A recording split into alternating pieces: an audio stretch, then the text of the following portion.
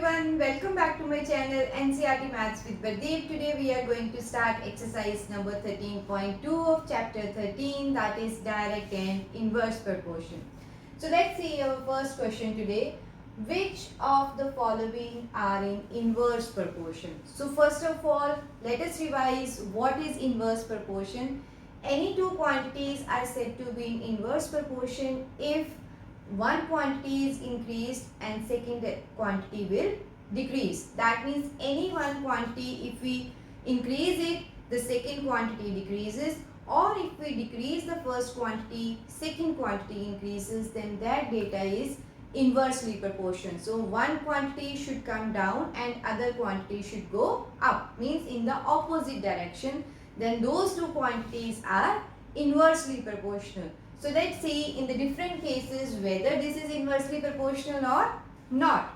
So first one is the number of workers on a job and the time to complete the job. So let's first understand this. Suppose we have to construct one room and we have taken only 2 workers and they are completing the work in 10 days. Okay. So then I increase the number of workers to be 5. So what will happen? More number of workers means more work can be done in one day. So that means overall work can be completed in less number of days. So that means if we increase the workers, then the number of days will be less. Since they are in opposite direction, so this data is in inverse proportion. So this data is in inverse proportion, right? Second is the time taken for a journey and the distance travelled at a uniform speed. So here the main point is speed is constant, speed is same. Okay, as we already know, what is the formula for distance is equal to speed into time. So now we can say this speed is uniform. That means this is not changing. And then the distance traveled is directly proportional to the time covered. If we are moving at the same speed for less number of hours, less distance will be covered. If the time is increased, distance will also increase. That means we have the relation between time. If time increases, distance also increases. So this data is not in inverse proportion. This is directly proportional. So we will write this is not inverse. Okay. So let's see the third one. Area of cultivated land and the crop harvested. So let's understand this. If we have less area which is cultivated, less crop will be harvested. If we increase the area, more crop can be harvested. So that means area and harvesting both are directly proportional. If we increase the area, then crop will also be more. If we decrease the area, then crop will also be less. Since both arrows are going in the same direction, again this is not inverse proportional. So not inverse. Okay. So next is the time taken for a fixed journey. Fixed journey means now distance is same and the speed of the vehicle. So we have to find the relation between time and speed. As I have already explained here, so distance is equal to speed into time. So now distance is fixed. Okay, so distance is fixed. So what to do now? Let us suppose speed on one side. So this t will come on the other side and it will be divided. Okay, so now we can see that speed and time are indirectly proportional, or we can say suppose we have to cover same 100 kilometer. If we are going at the speed of 20, we will take 5 hours, but if we take the speed of 50, we will take only 2 hours. Means more the speed, lesser time will be required to cover the same distance. So we can say if speed is more, time will be less, or vice versa. So since these arrows are in opposite directions, so this data is yes inversely proportional. So we will say yes, this is inverse proportion. Okay. So last is the population of a country and the area of land per person. So again we can see, suppose this is the area. If we have only 4 persons, so this much area will come for one person, and for same area, okay, if the number of persons are more, so see, this area is lesser than this area. So means if population is more, area per head will be less. So if population is more, area of land per person will be less. So again these arrows are in opposite direction. So this data is also inversely proportional. So we will say inverse proportion. Okay. So the main point in this question is, if on increasing one quantity the other one decreases, or decreasing the other one increases, means they are going in the opposite directions, then that data is inversely proportional. But if both goes in the same direction, whether up or down, then that data is directly proportional. So this is our question number 1. Now let's move on to the second question. So let's see our second question. In a television game show, the prize money of rupees 1 lakh is to be divided equally amongst the winners. Complete the following table and find whether the prize money given to an individual winner is directly or inversely proportional to the number of winners. So this is the table given to us. So one column is number of winners and the second one is prize for each winner. Okay, so let's first analyze here. If only one winner is there, so full 1 lakh will be given to that person. Second is, if number of winners are 2, so it should be divided equally, 50,000 each. So now we have to find how much prize should be given if the winners are 4, 5, 8, 10 or 20. So here we can see, if you analyze these two columns, if the number of winners are increasing, so this is decreasing. Okay. So for 1 lakh, then it is 50,000. So that means if we increase, this value is decreased. So we can say that both quantities are going in the opposite direction. So this data is in inverse proportion. Let's first write this. So since given quantities are in inverse proportion, so what is the formula for inverse proportion? x1 over x2 is equal to y2 over y1. Okay, so if you take this as x and this as y, so let us suppose this is a, b, c, d and e. Okay, so to find a, we have to consider these two values. Okay, so we will say this as x and this as y. So we will write 1 over 4 should be equal to y2 over y1. So a over 1 lakh. So this is a over 1 lakh. Okay, so this implies 1, then we will cross multiply it. So this is 4 into a is equal to 1 lakh into 1. Then what is a? This will be 1 lakh over 4. Okay, so 4 2s are 8, then 5, 25,000. So what is the value of a? This is 25,000. Clear? So now let's see for the second number. Then we have to consider these two values, that is 1 over 5. Also 1 over 5. So this is x1, this is x2, this is y2, this is y1. So x1 over x2 is equal to y2 over y1. So that means b over 1 lakh. Again cross multiply them. So 5 into b is equal to 1 into 1 lakh. Then what is b? 1 lakh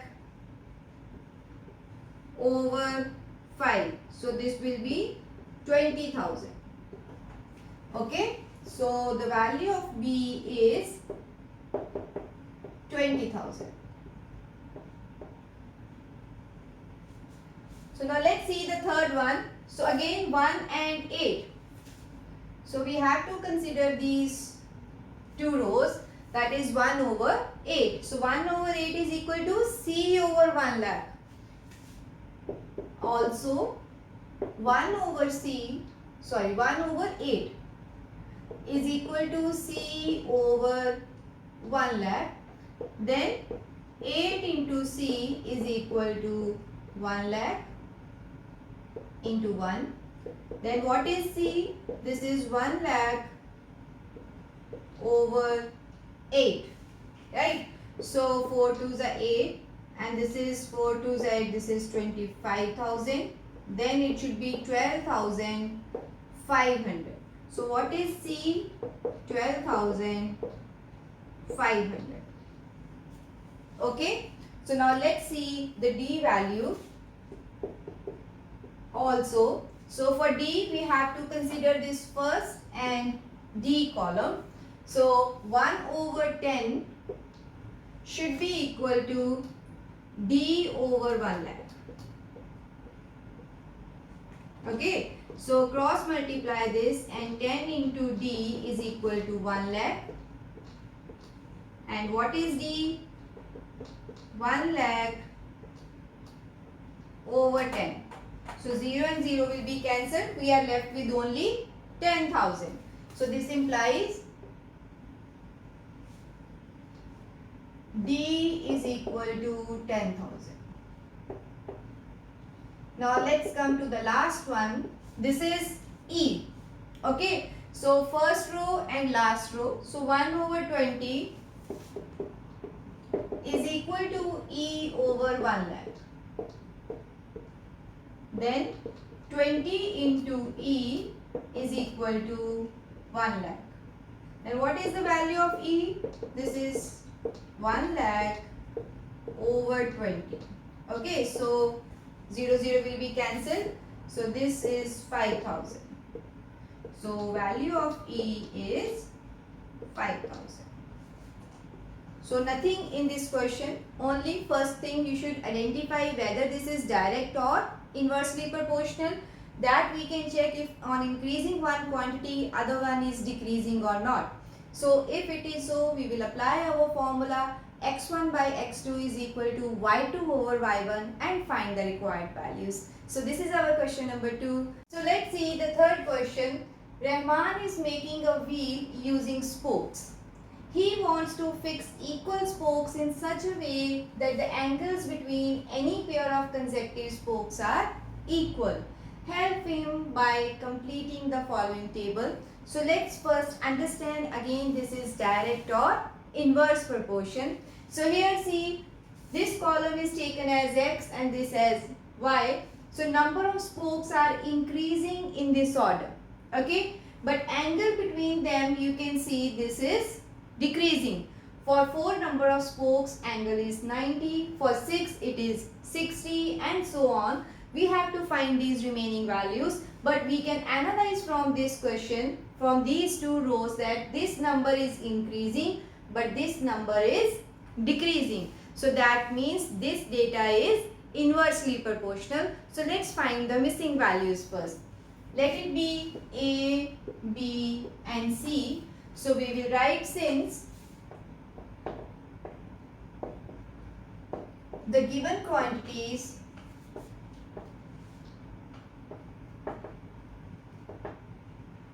are in inverse proportion. Okay, so for finding A, we will take these two rows. Okay, so this means 4 over 8 should be equal to reverse of this, A over 90. So this is A over 90. That means 8 into A is equal to 4 into 90. So what is A? 4 into 90 over 8.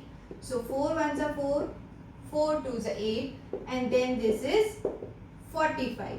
Then what is the value of A? This is 45 degree, right?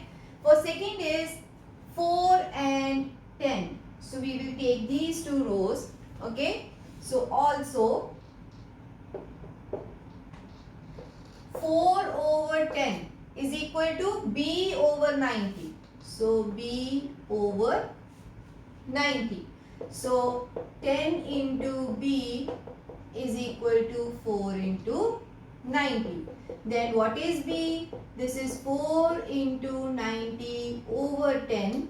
So this will be cancelled. So B is equal to 36 degree. Correct? So let's see the third one. See, for this 12 we have to take these two rows. Okay? So it should be again 4 over 12 is equal to C over 90.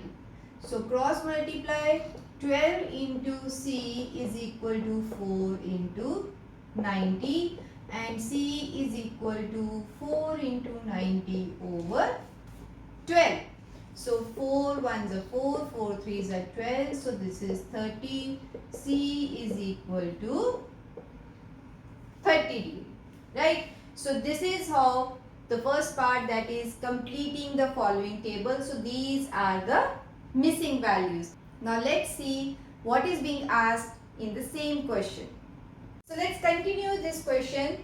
Are the number of spokes and the angles formed between the pair of consecutive spokes in inverse proportion? Yes, we have already seen while completing the table that when the number of spokes are increasing, angles between them is decreasing. So both are going in the opposite direction. So yes, this is inverse proportion.